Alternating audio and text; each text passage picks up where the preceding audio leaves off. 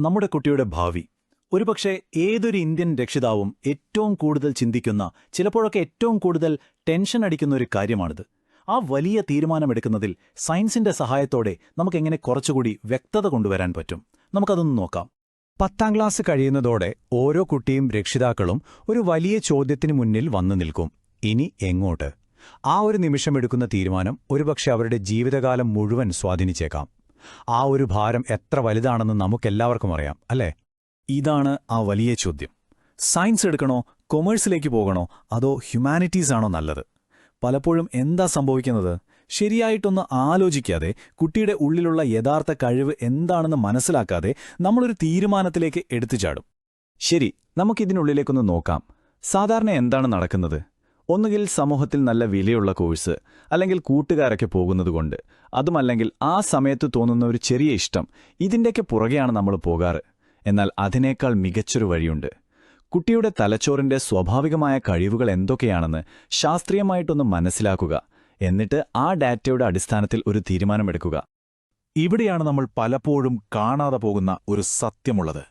കുട്ടിയുടെ തലച്ചോറിന് സ്വാഭാവികമായി ചെയ്യാൻ പറ്റുന്ന കാര്യങ്ങളും അവർ തിരഞ്ഞെടുക്കുന്ന പഠനമേഖലയും തമ്മിൽ ഒരു ചേർച്ചയില്ലാതെ വരുമ്പോഴാണ് പഠനം ഒരു വലിയ ഭാരമായി മാറുന്നത്. പല കുട്ടികളുടെയും ആത്മവിശ്വാസം നഷ്ടപ്പെടുന്നതിന്റെ പ്രധാന കാരണവും ഇതുതന്നെയാണ്.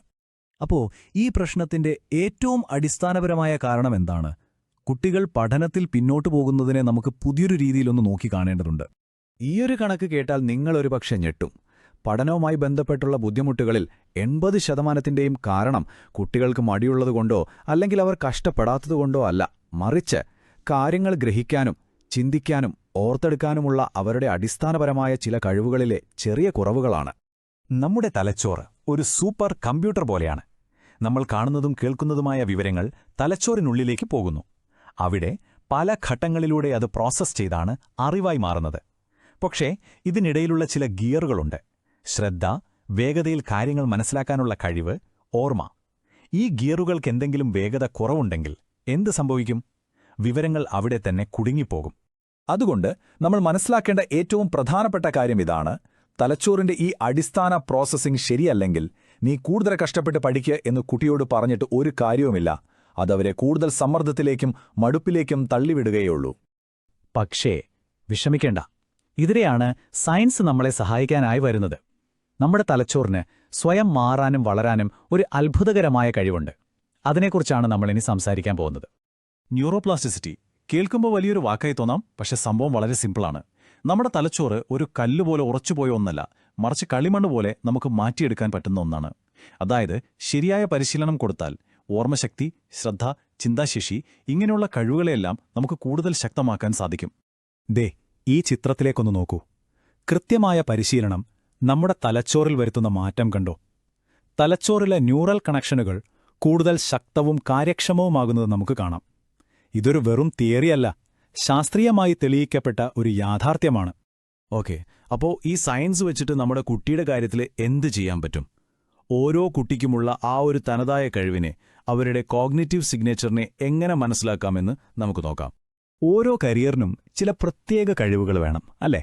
ഉദാഹരണത്തിന് എഞ്ചിനീയറിംഗിനും മെഡിസിനുമൊക്കെ നല്ല യുക്തിചിന്ത, അതായത് റീസണിംഗ് സ്കിൽ അത്യാവശ്യമാണ്. അതേസമയം ഒരു ആർക്കിടെക്റ്റ് ആവാൻ നല്ല ഭാവനയും കാര്യങ്ങളെ കാണാനും മനസ്സിലാക്കാനുമുള്ള പെർസെപ്ഷൻ സ്കില്ല് വേണം. അതുപോലെ ഒരു സർജന് വേണ്ടത് കൈകളുടെ കൃത്യതയും ഏകോപനവുമാണ്. അതാണ് കോർഡിനേഷൻ. അപ്പം സംഭവം എന്താണെന്ന് വെച്ചാൽ, ഈ ഓർമ്മ, യുക്തി, ശ്രദ്ധ പോലുള്ള അടിസ്ഥാന കഴിവുകളാണ് കണക്കായാലും സയൻസായാലും സാഹിത്യമായാലും ഏത് വിഷയത്തിലെയും വിജയത്തിന് അടിത്തറയിടുന്നത്. ഈ ഫൗണ്ടേഷൻ സ്ട്രോങ് ആയാലേ പിന്നെ പഠനം വളരെ എളുപ്പമാവും. അപ്പോൾ ചോദ്യം ഇതാണ്: നമ്മുടെ കുട്ടിയുടെ ഈ തനതായ കഴിവുകൾ നമ്മൾ എങ്ങനെ കൃത്യമായി കണ്ടെത്തും?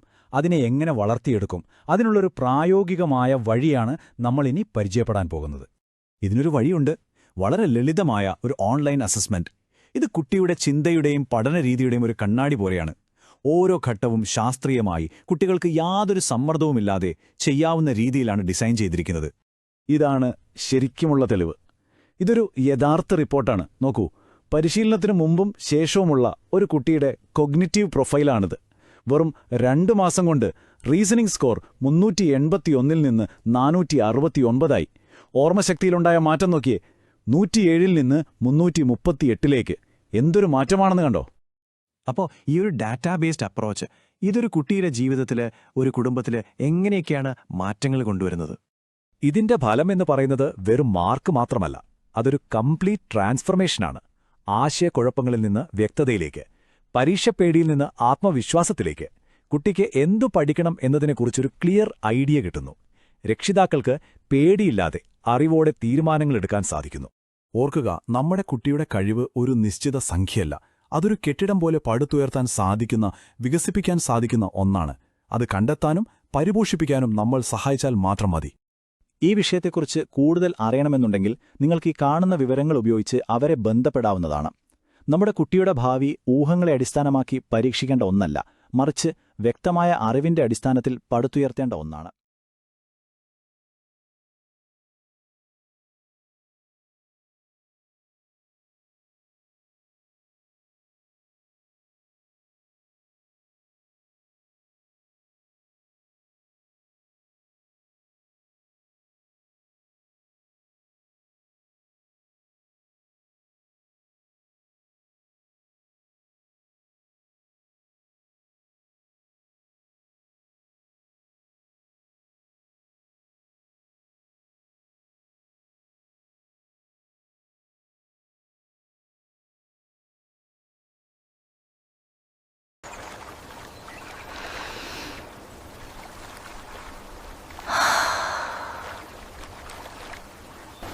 Thank you. Namaste.